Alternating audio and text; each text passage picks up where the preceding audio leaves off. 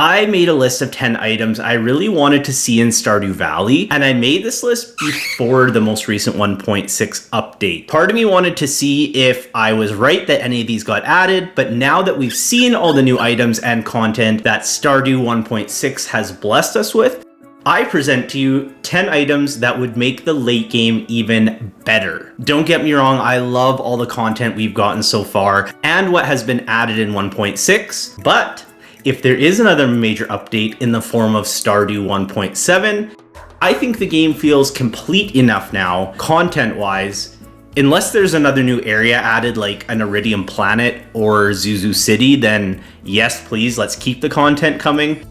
I mostly want some fun or late game chase items since it's possible to get so much gold. Let's get into it, and if you're new here, make sure to subscribe. Let's kick things off with a return scepter for Ginger Island. So currently the quickest way to get to Ginger Island from any random place on the map is by A, using a Ginger Island totem. It's one-time use and it is very annoying to craft considering what ingredients it takes. B, using the regular return scepter, and then running to your Ginger Island obelisk, and it's not instant, and depending on where you place your obelisk, that can also be annoying. Sometimes I find that I have to put my island obelisk so close to my house for this reason, and it's not always the best when I'm designing like an aesthetic farm. So my proposal is, since it's possible to get so much money in the late game, I think having a return scepter that takes you to Ginger Island, in case you want that for your home base, that would be a fantastic use of 4 or even 5 million gold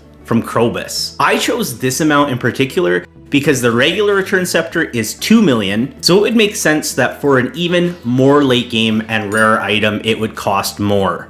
Bonus if you could move your whole family to Ginger Island, but that's another idea for another video on its own. Alright, let's move into shoes that provide speed boost, walk through fences, or jump over fences. So if you're anything like me and chug a triple espresso and gulp down a lucky eel to get more speed when you're walking around, not only in Skull Cavern, but just walking around the map more quickly, you'll like this next one.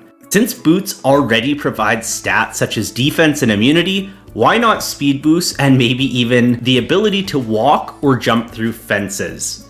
Now I will say in 1.6 we did get some resources to help increase our speed further, which I do appreciate, so I'm less concerned about another form of speed boost, but I would love walking through fences or jumping.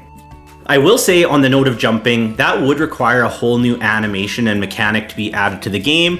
I'm not so sure that Concerned Ape would be down for adding this, but walking through fences would satisfy just as well. While we're talking about stat benefits and wearable items, we might as well talk about hats. In specific, hats that provide stats. Hats are fun to wear. You can put them on your family, your scarecrows, and now on your pets. But what if there was some late game hats that provided some boosts such as luck, max health, defense, or even something specialized? Oh, specialized what, you might ask? Well, while I'm going to be clowning here on most of the things on this list, what if the rarest hat in the game could detect an approximate area that would highlight in the mines where a staircase might be? Even just a small indication of a general northwest, east, south direction in the room. That would be so handy. I would love it. And if this was like a rare hat that was really hard to get, I think that would be so cool. I know this is very unlikely, but could you imagine the Skull Cavern runs combined with staircases?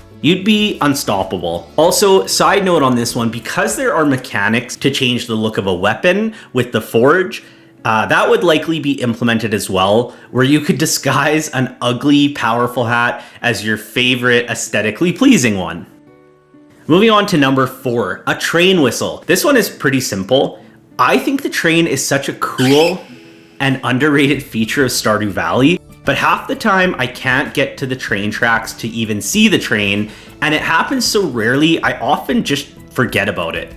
I think having a train whistle, maybe as a very rare item or a one-time use item similar to totems, where you could guarantee a train the next day, that might make it so you could plan around being at the train tracks, and maybe even give you another incentive to make the train tracks a tapper farm for your trees or something else useful like that. Another thought I had while I was recording this is that maybe to unlock the train whistle, it could be through a train-related quest. So maybe after you unlock Ginger Island, it will trigger a cutscene when you head up there and it starts a quest. That would be a cool way to interact with the train in your normal playthrough and then get a very cool prize from it. So let that sink in. I think that idea honestly has some legs. Number 5. All right, this one I kind of actually thought we were gonna get in 1.6, but we definitely did not. So, another rare crop, not unlike ancient fruit or the gemberries. We are very lucky to have so many ways to make money in Stardew, and because of that, it makes me really greedy for another kind of crop. So here's my idea. One of my favorite arcs in my Stardew Valley playthroughs is getting the first ancient seed, and it's always at a slightly different time or vastly different time on my playthrough based on the luck of it dropping and me prioritizing it and growing it into making seeds. Hitting a double or triple yield from the seed maker and then slowly growing a whole greenhouse full of them. And then of course turning them into wine and aging them into the casks. I really like that gameplay loop. So what I'm personally envisioning is a crop that only unlocks once you get to Ginger Island and has some sort of mechanic to it that makes it really, really rare to get. That way you will really have to search and be lucky to get this crop. Once you get it, I also would envision making it quite a process to grow and multiply.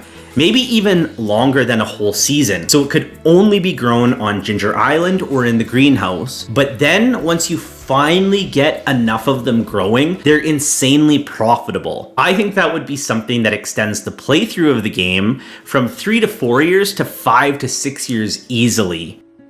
This one, I am pretty proud of myself for thinking of this, but it's probably not the most insane idea ever, but a tapper item that isn't sap from mahogany trees.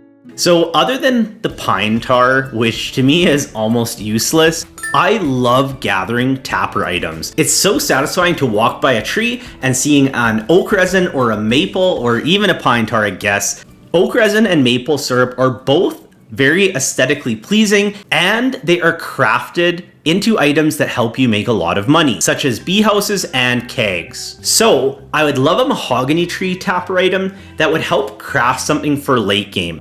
This way, it would be very worth it to invest having forests of mahogany trees that you're not just cutting down for hardwood. So we did get a new mystic tree in 1.6 with a new syrup that has been cool, but I think a mahogany tapper item could integrate into the game very well because it wouldn't be quite as late game as the mystic tree, but you can't really get them that early in bulk by any means, so it would make it kind of a mid to late game resource. So pair that with crafting a mid to late game item that kind of helps you make money in some way, I think could tie in really nicely.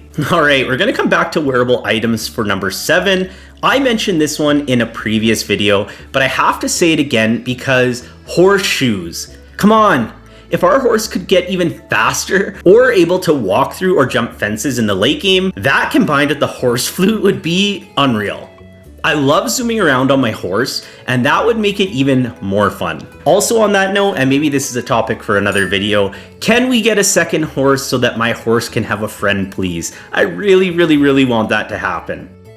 The next two kind of stemmed from the same idea, but hear me out on both these here. So number 8, a flower press or a fragrance maker. So I know that flowers do have a pretty cool use when you combine them with making honey. However, it is usually only worth it to go for fairy rose honey on Ginger Island so you never have to replant. I would love to see a crafting machine that could either press flowers into dried flowers or make a perfume of some sort. That would give you a reason to perhaps play through as a botanist and have a way to make profitable items from the flowers. Perhaps different combinations of flowers could make different perfumes. I think that would be a very cool way to make it a little bit more worthwhile to grow flowers. And depending on how it's balanced, you could maybe even require quite a few to make one perfume, but then that perfume would be very profitable. So it would still be a little bit of a grind and very satisfying once you finally sell the item. Number 9, again, this kind of stemmed from the same idea, but a Jewelry Maker.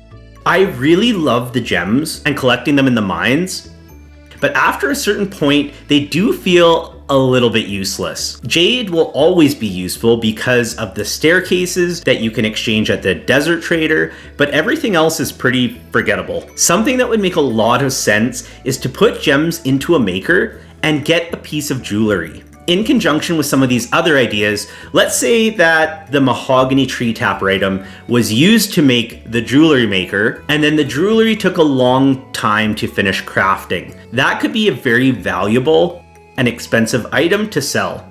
I would love to see something like this. So if you could focus on mining and then go this route if you did not want to go farming or winemaking with kegs, it would just be another very in-depth way to play this game that would be pretty simple to implement.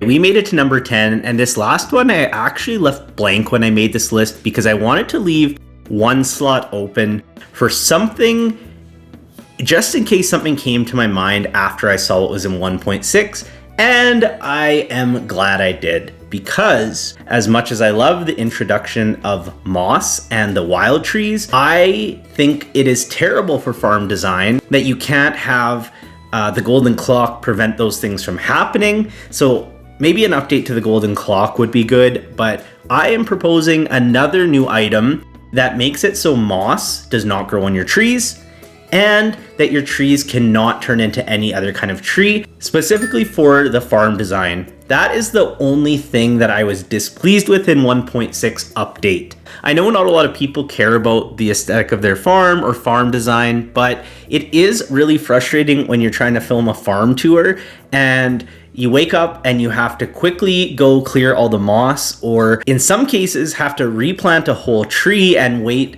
5 or 6 days with fertilizer to make it grow back, and it's just a bad cycle, and I hope that we get a fix to this or a new item that specifically prevents this from happening.